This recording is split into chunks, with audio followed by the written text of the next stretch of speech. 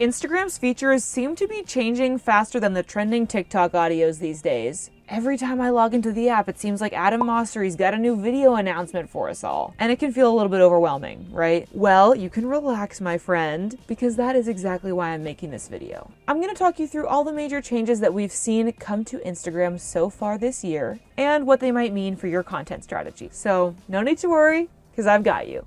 So let's get into it. Welcome back to my channel. If you're new here, my name is Katie and I make these videos to be your guide along this content creator journey. Basically, I follow Adam Mossery on Instagram and watch all of his little Reels updates so that you don't have to.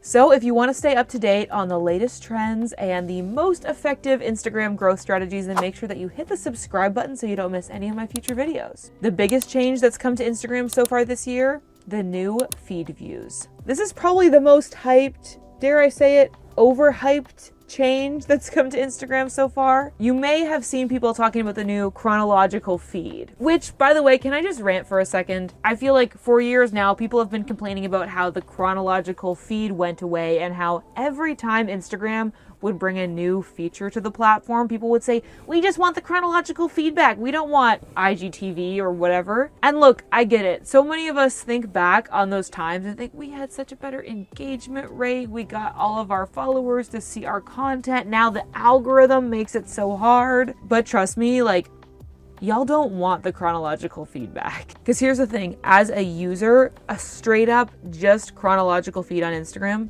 it's kind of boring. And it's also not as good for creators. According to Adam Mossery, the head of Instagram, accounts reach 50% more of their followers in an algorithm-based ranked feed than in a chronological one. I think a lot of us look back on the Instagram of yesteryear with rose-colored glasses thinking that the old chronological feed was so much better, but that's not necessarily the case. Anyway, with that being said, let's talk about the new feed views and what everybody has been pitching as the chronological feed. Okay, so with these new feed views, there's basically three choices for how you view your feed. One is just your standard home. So this is just as it has been, the algorithm-based ranked feed with recommendations, that is staying the same. But there will be a little drop down where you can choose between your favorites and your following. This following feed is basically the chronological feed that everybody's been asking for. It is just content only from people that you follow, and it is just in chronological order. So you're gonna see the most recent posts at the top, then you can scroll through to see stuff that was posted less recently. And again, this is only from accounts that you are already following, no recommendations. And it's not going to be ordered based on engagement or anything like that. Like I said, it's chronological. The other new feed view is the favorites view. This is very similar to following. It is going to be just a chronological order of posts, with the exception that it's only going to show you content from people that you have marked as your favorites. So what does this all mean for your strategy as a content creator? My guess, honestly, is as this new feature rolls out, which, by the way, your girl doesn't have it yet. I've seen a lot of people on Instagram have it now, but I can't personally choose between following or favorites yet. But my guess is that most people are probably still just going to use their regular old home feed. It's the default option. They don't have to tap anywhere to get there. And I genuinely think that it's the most engaging way to experience Instagram. But there are going to be people that use the following and favorites tab, and I think that there's definitely going to be a movement over the next several weeks of creators trying to get their followers to add them to their favorites list. If you can get on someone's favorites list, then I'm guessing that one, they'll see your posts more often if they happen to go over to their favorites list, of course, but two, it might kind of signal in the algorithm of that original home feed that that particular user is interested in your content, so you might even show up more often for them on the ranked feed as well. So what this means for your strategy, it's not going to change the way that you post. I think keep on going with the content that you've been rocking, but it might be worth mentioning to your followers that they can add you to their favorites if you want. But overall, don't stress about this. It's kind of been overhyped in my opinion, and I don't think it's going to change our Instagram strategies all that much. The second big feature to come to Instagram this year is collabs. You can now collab with other creators on posts, which I think is super cool, and it opens up a whole realm of opportunities when it comes to organic growth. Basically, if you haven't seen this feature in action yet, it's kind of like tagging someone in your feed post, but it gives them an even bigger shout out. So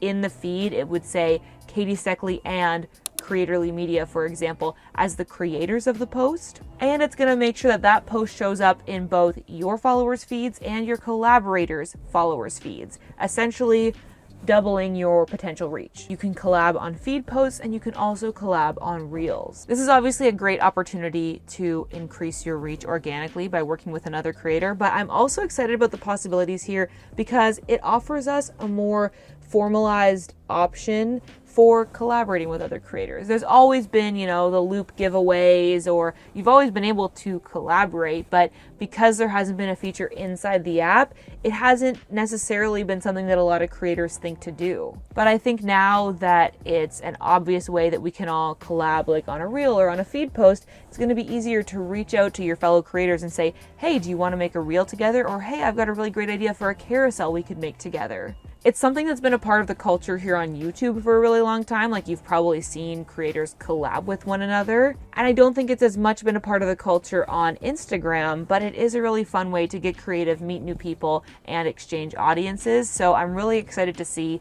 how this might be used by creators in different niches. I would definitely recommend thinking about who you might be able to collaborate with, what kind of content that you could make with them, and start reaching out to people and just get creative with it. Maybe aim to work in like 1 or 2 collab posts per month into your strategy. The third big update so far this year, creator subscriptions. It's basically just Patreon for Instagram. So far, this is not a massive game changer because Instagram is just testing it out with a few select accounts in the US. And I think depending on the results they see, they may end up rolling it out on a larger scale. But basically, it offers creators a few opportunities for monetizing their Instagram presence. Essentially, someone can come to your profile, tap on subscribe, and pay a certain monthly amount to have access to bonus content from you, including subscriber exclusive live streams, subscriber exclusive stories, so think something kind of like close friends, except for people are paying for it, and subscriber badges, meaning they'll get a little icon next to their name, so if they DM you, you'll see right away that they're one of your subscribers. I think this is something to keep your eye on for the future, and realistically, in the meantime, since it isn't available to everyone, I would just encourage you to think about what kind of innovative ways you might be able to monetize your Instagram. And it might not include the subscriptions feature. Maybe you just actually want to start a Patreon like people have been doing for years now. Or maybe there's other exclusive content that you can offer for a certain fee. To me, this just indicates that Instagram is recognizing that a lot of other platforms like YouTube and TikTok offer ways for creators to get paid right inside that platform. And I think they're realizing they need to step up to try to compete with that, to entice creators to spend more time creating content for their app. So it will be something to keep our eye on and see how it goes. The fourth big feature so far this year is scheduling lives. So this is kind of a more minor update, I'll be honest, but I do think it is really good functionality, and it's something that all of us can start incorporating into our strategies right now. According to Instagram, the new scheduling lives feature is meant to help with the discoverability and the distribution of Instagram lives. I'll show you a quick demo so you can see how it works. Basically, you would just go to create a live like you normally would, and you'll see that there are some new options along the side here. So you can add in your details like your title of your live, your description. That's been around for a while. You can add a brand partner, but you can also change your audience. This is a new feature that also came along with the scheduling feature. So basically you could do a practice live, which is really great if you're feeling nervous about it and you want to figure out how all these features work before you actually go live in front of everyone. Or of course you can choose public like normal. And you can now also hit schedule and you can choose your start time and again add a title, and then once you schedule this, it'll show up in your profile as a badge. So anyone coming to your profile will see that you've got a live coming up and they can add a reminder to make sure that they don't miss it. I think this is a really great way to be intentional about your lives on Instagram and incorporating that into your strategy. Not only is it great to let your followers know that you've got a live coming up, but it's also good accountability for you, for me too, because I'm really great at just thinking I need to do more Instagram lives,